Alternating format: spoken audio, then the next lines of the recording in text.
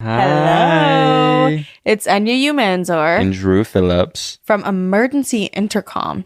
Have you ever felt lost or like you need a true friend? I've got good news. We aren't your friends, and we cannot help you find yourselves, but we can talk about anything and everything to assist you in forgetting about the pain that is existence in the 21st century. Yup. If you've ever wanted to hear what unmedicated ADHD psychobabble sounds like, we're two professionals in the art of rambling. You can find Emergency Intercom on any platform you listen to podcasts on, because we're infectious and are on everything we can get our grubby little hands on. We're good at most things, but we're the best at podcasting, and you better believe that, and you better go check us out. You know what? Whatever podcast you're listening to right now, pause it. Go listen to Emergency Intercom. Please listen to us. I'm hungry. I'm starving. In 1991, they stopped the music. I'm Jason Horton, and this is Strange Year.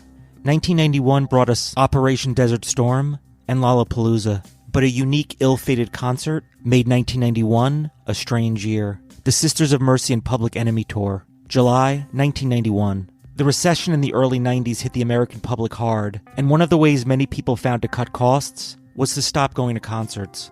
This came on top of rising ticket prices, and the first time that Lollapalooza was ever held in the States gave concertgoers the opportunity to see more than just one act, and for a lot of them, making more sense than only going to one concert. One band in particular saw this as an opportunity to take advantage of America's growing interest in different genres and styles of music, and they decided they were going to put together a lineup that would shock both the audiences and the people in the industry, whether they liked it or not. That band was the Sisters of Mercy.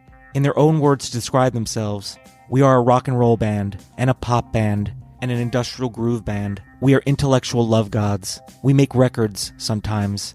We play concerts sometimes. But if that wasn't enough context for you, the Sisters of Mercy are a rock band from Leeds, England, who were at the height of their fame during the mid-1980s to early 1990s. They actually only dropped off people's radars around the early 90s because they stopped producing new records to protest their record company, which may give some of you an idea of where we're headed with this tour. The Sisters were already a huge success in Europe, and were looking to build on that and create a bigger fan base in America, and they reached out to a rather unlikely group to help them do that.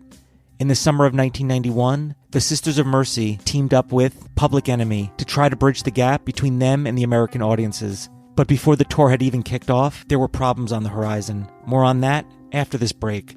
Pick up the $5 Live in Lucky with Luke Combs Scratcher or play the online game for a chance to enter to win a ticket to a private Luke Combs concert, plus a chance to win $500,000 at the show. For odds, game, and prize information, visit VALottery.com/livinglucky. Play responsibly. The rap group Public Enemy were both wildly successful and equally as notorious, especially known for their strong political messages. It Takes a Nation of Millions to Hold Us Back was the first ever hip-hop album to top the Village Voice's Paz and Jop Critics poll. But back in 1991, the Sisters of Mercy record label was uneasy about the whole tour. They were concerned over differences, not only in the styles of music, but in the major fan bases of both groups. They were afraid that putting the Sisters of Mercy, predominantly white audience, in the same venue as Public Enemy's predominantly black one, and then it might create tensions and pressured the bands to call the tour off. The Sisters decided they were going to go ahead with the tour anyway, and Public Enemy's Chuck D had this to say: "When's the last time you went to a concert and were shocked? Rarely does the crowd get fucking taken aback by a combination." All the bands, which included post-punk icons Gang of Four, were determined to go ahead, but the Sisters of Mercy record label's concerns were shared by many, and the band struggled to book venues. Venues that would agree to let them play were either on the outskirts of towns and did very little promotion for the concerts, leading to even poorer ticket sales in a time when it was already difficult to get audiences to come to concerts. Seeing the writing on the wall, the tour was canceled, with 6 concerts in major cities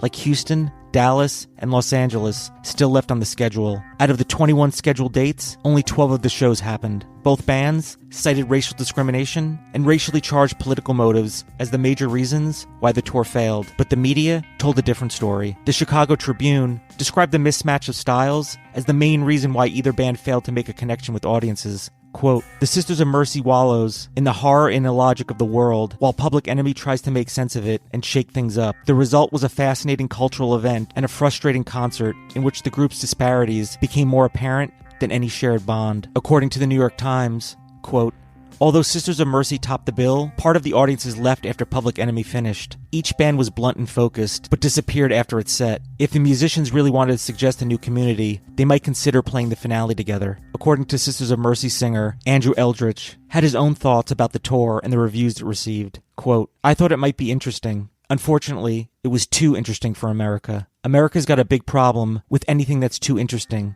particularly when it's black and white, so it didn't go as well as it might have done. Thank you so much for listening, and I'll be back next time with another episode of Strange Year." So